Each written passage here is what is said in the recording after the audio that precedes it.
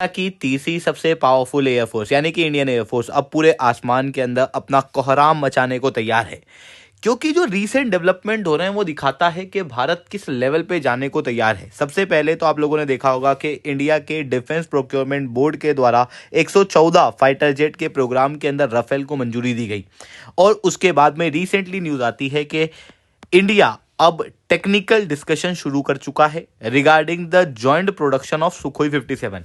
यानी कि अभी तक जो अटकनें चल रही थी कि भारत अगर राफेल ले रहा है तो क्या हम लोग सुखोई 57 नहीं लेंगे, तो यहां पर एक बात क्लियर कर दी गई है कि सुखोई 57 इंडिया जॉइंट प्रोड्यूस भी करने वाला है अलॉन्ग विद राफेल। पर आप कहोगे कि अब ये दोनों चीजें हम लोग एक साथ कैसे करेंगे, हम लोग तो केवल 114 ही फाइटर जेट लेने वाले थे ना। इन सारी चीजों को मैं शुभेंद्र चौहान डिटेल में आप लोगों के साथ में चर्चा करूंगा। साथ में आप लोगों को यह भी बताऊंगा कि रशिया AL-41 इंजन को भी भारत के अंदर लोकली प्रोड्यूस करने को तैयार है। हर एक चीज को डिटेल में डिस्कस करेंगे, बट उसके पहले आप लोग मेरे साथ में SRC10 टेलीग्राम ग्रुप के ऊपर जुड़ सकते हो। मेरे क्लास की अपडेट, PPT, PDF सब कुछ आपको वहां पे मिल जाएगी। UPSC CSE की तैयारी करना है, इंडिया के टॉप एजुकेटर से अगर आप लोगों को पढ़ना है तो अनअकैडमी के ऊपर आप जुड़ सकते हो।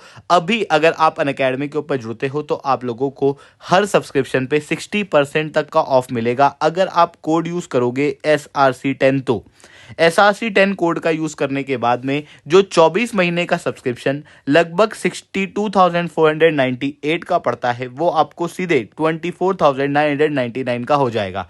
तो आप अभी जाओ अनअकैडमी के ऊपर सब्सक्रिप्शन प्लान अगर आपको लेना है तो आप अभी ले सकते हो, क्योंकि आज ऑफर की लास्ट डेट है। चलिए दोस्तों समझने का प्रयास करते हैं यहाँ पे क्या हुआ है। देखो, इंडिया और रशिया के बीच में आपस में कंसल्टेशन काफी ज्यादा इंटेंसिफाई हो चुके हैं, और ऑलरेडी रशिया ने कई सारे ऑफर भारत को दिए हुए थे रिगार्डिंग सुखोई 57।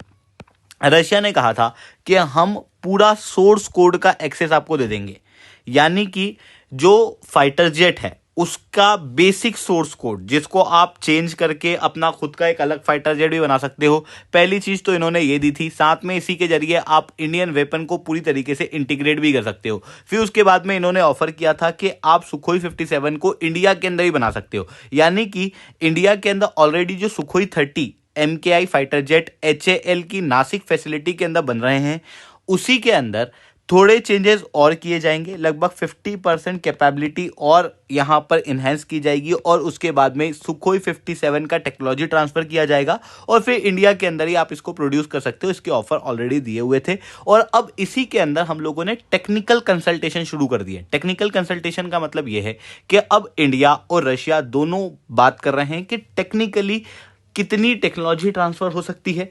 टेक्निकली दोनों देश क्या सच में सुखोई 57 को इंडिया के अंदर जॉइंट प्रोड्यूस कर सकते हैं या नहीं कर सकते हैं, हर एक चीज को यहां पर डिटेल में डिस्कस किया जा रहा है। और ये अपने आप में बहुत ज्यादा सिग्निफिकेंट है, क्योंकि सुखोई 57 का ऑफर तो इरेजिस्टेबल है ही, साथ में सुखोई 57 के अंदर बहुत मेजर चेंजेस किए गए हैं। देखो, पहले जो सुखोई 57 की मैं वीडियोस बनाता था ना, उसमें मैंने आप लोगों ने देखा होगा कि मैंने इस तरीके से फाइटर जेट को दिखाया हुआ है, बट इस तरीके से फाइटर जेट का जो पीछे वाला ये जो थ्रस्ट वाला पार्ट होता है ना, ये स्टिल्थ कैपेसिटी को कम कर देता है। बट रिसेंटली दुबई के एयर शो के अंदर फाइटर जेट के अंदर कई सारे चेंजेस किए गए। सुखोई 57 के अंदर नई मॉडर्न टेक्नोलॉजी का प्रयोग जो है वो यहाँ पर किया गया, आप क्लियरली यहाँ पर देख सकते हो। इवन वेपन के इंटीग्रेशन को भी यहाँ पर चेंज किया गया है, जो कि इस फाइटर जेट को और भी ज्यादा अट्रैक्टिव बनाता है। और इसके बाद में भारत जो है वो अब सुखोई 57 को एग्रेसिवली कंसिडर कर रहा है। अब आप कहोगे कि अगर हम सुखोई 57 को कंसिडर कर रहे हैं तो हम ऐसा कर क्यों रहे हैं। हमने तो ऑलरेडी फाइटर जेट के अंदर 114 फाइटर जेट के अंदर हमारी जो डिफेंस प्रोक्योरमेंट बोर्ड है उनके द्वारा राफेल को अप्रूवल दे दिया गया ना, तो फिर हम सुखोई 57 के ऊपर क्यों जा रहे हैं। हमको तो राफेल के ऊपर फोकस करना चाहिए। नहीं दोस्तों, देखो, राफेल की अगर मैं बात करूं तो राफेल फाइटर जेट 4.5 जनरेशन का फाइटर जेट है, जो कि हम लोग इंडक्ट इसलिए कर रहे हैं क्योंकि हमारे पास में फाइटर जेट की शॉर्टेज है। अगर अभी के समय पे मैं कहूं तो भारत के पास में जो सैंक्शनड स्ट्रेंथ है स्क्वाड्रंस की वो लगभग 42 है, यानी कि 42 स्क्वाड्रंस ऑफ फाइटर जेट हमारे पास में होने चाहिए। एक स्क्वाड्रन के अंदर 16 से 18 फाइटर जेट होते हैं, बट हमारे पास में एक्चुअल अवेलेबिलिटी कितनी है, केवल 29, और ये भी लगातार कम हो रहा है।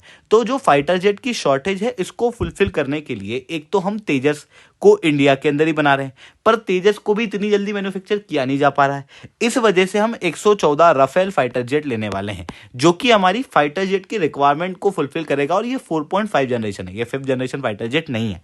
अब हम लोगों को एक और चीज है कि चाइना के J-35, चाइना के दूसरे J-20 फाइटर जेट को भी काउंटर करना है, जो ऑलरेडी 5th जनरेशन है, जो चाइना पाकिस्तान को भी देने वाला है। ऐसी कंडीशन में हम लोग को 5th जनरेशन फाइटर जेट की भी टेक्नोलॉजी चाहिए, जो हम इंडिया के अंदर प्रोड्यूस भी कर सकें और फिर बाद में हम लोग एक्सपोर्ट भी कर सकें।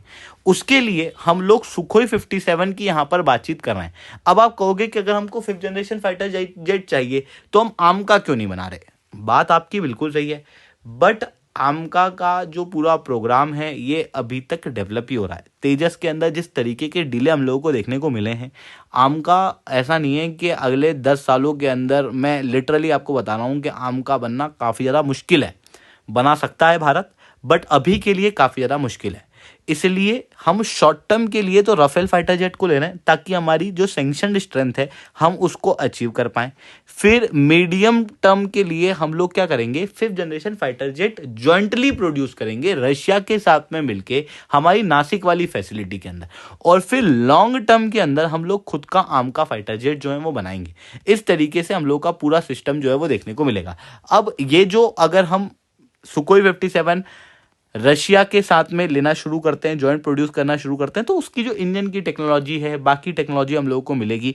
उनका प्रयोग हम करके हमारे आमका को और ज़्यादा बेहतर और ज़्यादा स्ट्रॉन्ग बना सकते हैं, और हमारा जो आमका का प्रोग्राम है वो और ज़्यादा फास्ट हो पाएगा। यानी कि सुखोई 57 को लेने से हमारा आमका का प्रोग्राम डिले नहीं होगा, बल्कि और हम फास्ट रूप से इसके अंदर काम कर पाएंगे। अब इसके अंदर ना एक और पहलू है जो कि यूनाइटेड स्टेट्स ऑफ अमेरिका का। देखो, अमेरिका हम लोगों को F-35 ऑफर कर रहा था, उसके बाद अमेरिका ने हमारे ऊपर टैरिफ लगा दिए। ऐसी कंडीशन में कई सारे स्पेशलिस्ट कह रहे थे कि इंडिया को F-35 लेना चाहिए, क्योंकि अमेरिका हमको प्रेशराइज कर रहा है to have a defence deal. But देखो, अगर हम फाइटर जेट्स की बात करें तो फाइटर जेट्स जो है ना, वो केवल एक फाइटर जेट नहीं होता, basically they are the systems. यानी कि सुखोई 57 अपने आप में एक सिस्टम है जो कि बाकी सारे हथियारों से इंटीग्रेट होकर चलता है। F-35 अपने आप में एक सिस्टम है जो कि भी बाकी सारे प्लेटफॉर्म से इंटीग्रेट होकर चलता है। ये अटैक कैपेबिलिटीज को और ज़्यादा बेहतर बनाता है। ऐसी कंडीशन में इस तरीके से हम हमारी सॉवरेनिटी को लूज करके किसी के प्रेशर के अंदर आके कोई भी हथियार नहीं ले सकते। F-35 से आधे रेट के अंदर सुखोई 57 मिलता है, और वो ज़्यादा बेहतर भी है। इस कारण से हम F-35 से बेहतर सुखोई 57 को ले रहे हैं, जो कि यूएस को भी एक क्लियर सिग्नल है कि भाई हम हमारे डिसीजन को टैरिफ के प्रेशर के अंदर आके तो नहीं लेने वाले। तो ये चीज़ें यहाँ पर देखने को मिल रही है। आई होप ये सारी बातें आप लोगों को समझ में आई होंगी। लेक्चर अच्छा लगा हो तो लाइक करना, लेक्चर बहुत अच्छा लगा हो नीचे SR10 कमेंट करना। इसके अलावा यूपीएससी CSE की तैयारी करना, इंडिया के टॉप एजुकेटर से अगर आप लोगों को पढ़ना है तो अनअकैडमी आप लोगों के लिए हिंदी और इंग्लिश मीडियम के लिए बैचेस ला के आया हुआ है। आगाज बैच 2027 की एग्जाम प्रिपरेशन वालों के लिए इंग्लिश बैच है, जहां पर हमारे टॉप एजुकेटर्स आप लोगों को गाइड करेंगे। उसके अलावा एक हिंदी मीडियम की बैच है प्रारंभ बैच, जो कि 2027 के बच्चों के लिए है। आप लोग यहाँ पर हमारे साथ में जुड़ सकते हो। ठीक है दोस्तों, आज के लिए that's all from my side. जय हिंद, जय भारत।